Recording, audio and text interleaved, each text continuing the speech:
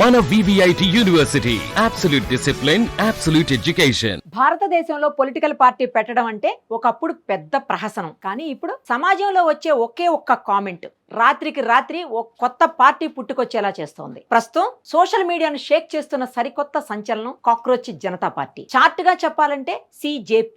ఏంటి, వినడానికి వింతగా ఉందా? అసలు ఏంటి ఈ బొద్దింకల పార్టీ? దీని వెనకున్న కథ ఏంటి? కేవలం వారం కూడా కాకముందే ఇందులో 1 కోటి మంది సభ్యులుగా ఎలా చేరారు? సుప్రీంకోర్టు కామెంట్స్ పార్టీ స్థాపనకు ఎలా కారణమయ్యింది? ఈ స్టోరీలో తెలుసుకుందాం. ఇటీవల దేశ అత్యున్నత న్యాయస్థానం చీఫ్ జస్టిస్ చేసినట్టుగా ప్రచారంలో ఉన్న కొన్ని వ్యాఖ్యలు తీవ్ర వివాదాస్పదమయ్యాయి. నిరుద్యోగులు సోమరిపోతుల్లా మారి బొద్దింకల్లా తయారవుతున్నారు. జర్నలిస్టులు, లాయర్లు వ్యవస్థపై దాడి చేస్తున్నారు అనే అర్థం వచ్చేలా ఉన్న వ్యాఖ్యలపై సోషల్ మీడియాలో పెద్ద ఎత్తున చర్చ నడిచింది. CJI తన వ్యాఖ్యలను వక్రీకరించారని వివరణ ఇచ్చినప్పటికీ నెటిజన్లు మాత్రం ఊరుకోలేదు. దీనికి కౌంటర్ గా సమాజంలోని అసంతృప్తిని, నిరుద్యోగుల ఆవేదనను ఒక వ్యంగ్యాస్త్రంగా మార్చాడు అభిజిత్ అనే 30 ఏళ్ల యువకుడు. అదే ఈ కాక్రోచ్ జనతా పార్టీ. వారి సిద్ధాంతం ఏంటో తెలుసా? Secular, socialist, democratic and lazy. వినడానికి నవ్వొచ్చినా దీని వెనుక వ్యవస్థపై ఉన్న ఒకే ఒక బలమైన అసహనం కనిపిస్తోంది. ఇక ఈ పార్టీలో చేరాలంటే అర్హతలు కూడా చాలా వెరైటీగా పెట్టాడు అభిజిత్ దీప్సే. అందులో ఒకటి,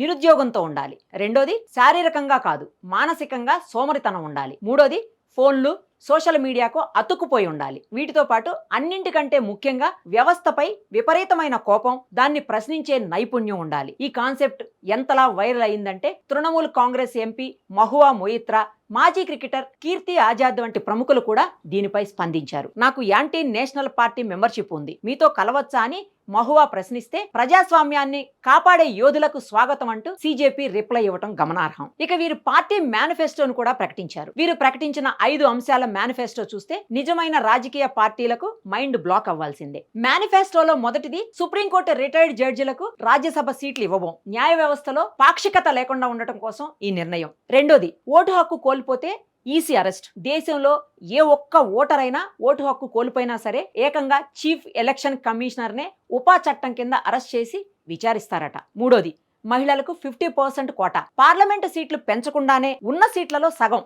అలాగే కేంద్ర కేబినెట్ లో సగం పదవులు మహిళలకే ఇస్తామని ప్రకటన. నాలుగోది, మీడియా గుత్తాధిపత్యానికి చెక్. ఆదాని, అంబానీలకు చెందిన మీడియా సంస్థల లైసెన్సులు రద్దు చేసి గోదీ మీడియా యాంకర్ల బ్యాంక్ అకౌంట్లపై దర్యాప్తు జరుపుతామన్నారు. ఇక చివరిది, ఫిరాయింపుదారులపై బ్యాన్. పార్టీ మారే ఎమ్మెల్యేలు, ఎంపీలపై 20 ఏళ్ల పాటు ఎన్నికల్లో పోటీ చేయకుండా నిషేధం. PM కేర్స్ ఫండ్ ను ఎద్దేవా చేస్తూ at any time cockroach cares funds పెడతామనడం, సోషల్ మీడియా వేదికగా లక్షలాది మందిని ఆకర్షించడం చూస్తుంటే ఇది కేవలం ఒక జోక్ లాగానో మీమ్ లాగానో మిగిలిపోయేలా లేదు. డిజిటల్ ప్రపంచంలో పుట్టిన ఈ కాక్రోచ్ జనతా పార్టీ భవిష్యత్తులో నిజమైన రాజకీయ పార్టీగా మారుతుందా లేదా అనేది పక్కన పెడితే పాలకులకు, వ్యవస్థలకు మాత్రం ఇదొక గట్టి డిజిటల్ హెచ్చరిక. దీనిపై త్వరలోనే ఆన్లైన్ సదస్సు కూడా నిర్వహిస్తామని అభిజిత్ ప్రకటించడం రాజకీయ నాయకుల గుండెల్లో గుబేలుమంటోంది. చూడాలి మరి కాక్రోచ్ జనతా పార్టీ రాబోయే రోజుల్లో ఎలాంటి సంచలన ప్రకటనలు చేస్తుందో.